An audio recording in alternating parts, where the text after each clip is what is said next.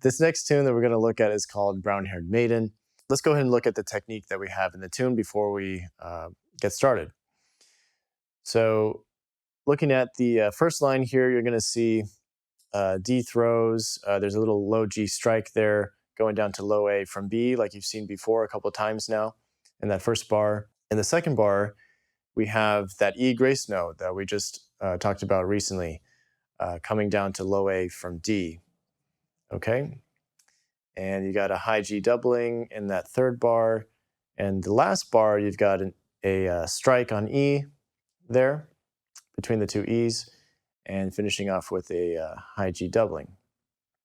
Now, when you start the second bar, or the second line, I should say, the first bar there, you have a 16th note F, so that's going to be a quick F up to the high A. And the high A has a dot on it, so that high A is going to be held. Altogether, that two-note grouping there is going to be worth one click. Following that high, you got a half F doubling going further along in that line, really just a high G doubling there again in the third bar, finishing off with D throw and D strike there at the end. Now I want to point your attention towards these lines above the last two bars there. So you see within the line, it has a number. So that number in the first one is number 1, and in the last bar of the line, it's number 2. So what these signify are first and second endings. So when we finish the first part, we're going to get to the end of the part, which is here at the repeat sign. That repeat sign tells us we need to go back to the beginning of the part and play it one more time, except when we get to the end of the part, we're going to skip over that first ending and do the second ending in its place. Okay? And you'll see what I mean when I do the rendition of the tune for you with the metronome. Moving on, we have all of the same technique, really, in the second part that we have in the first part. And we also have a first and second ending again in this second part. This first and second ending is going to be a lot more bars, though. It's not just one bar that's being interchanged, it's the entire line. So we're going to go all the way to the end of line 4. We're going to repeat it. So we're going to go back to the beginning of line 3. And once we get to the end of line 3, instead of going to line 4, we're going to go down to line 5 and finish it there instead of at line 4, because that is the second ending.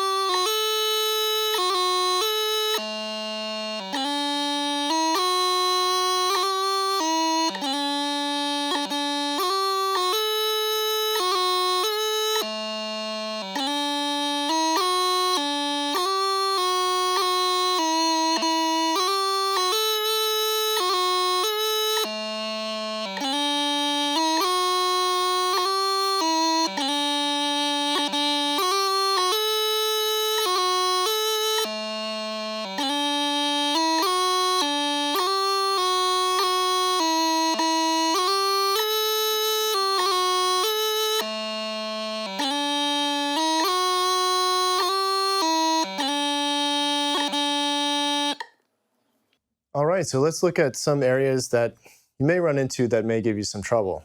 So this little section here in exercise 1, crossing from F down to the D, up to the high G doubling, down to the F again, and finishing with the strike. So this is potentially difficult because of those two-hand crossings that you have. So let me go ahead and play it for you just on its own, and then we'll try looping it with the metronome. So just on its own.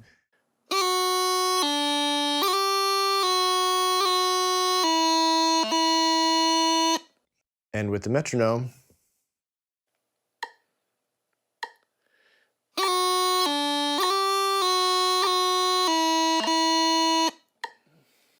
Okay, and in exercise 2, we're looking at isolating this quick F that we have that we're not really used to seeing, especially going up to this top hand note, high A, so quickly.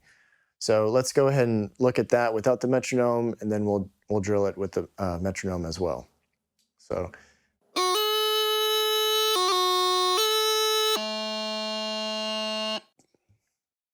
Okay, so doing that without the metronome first is going to allow you to really have enough time to think about what's coming next. And you can kind of ease into cutting that F as quickly as you're going to need to.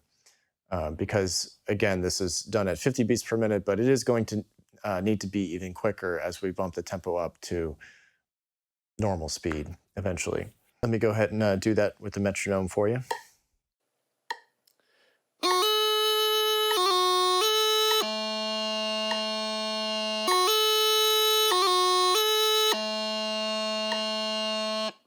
All right, and then finally we have exercise 3, and this is going to be coming down from the high down to that half F doubling. So the half F doublings are relatively new for you, and that's why we're focusing on them a little bit here with these last 2 exercises. So let me go ahead and play this for you without the metronome, and then we'll do it again with the metronome.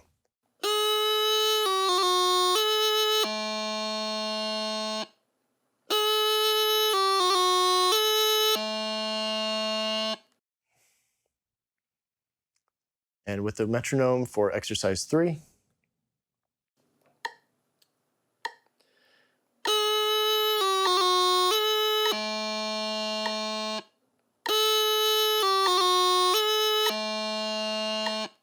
So let me go ahead and play Brown-Haired Maiden for you up to speed. So this is going to be at 74 beats per minute.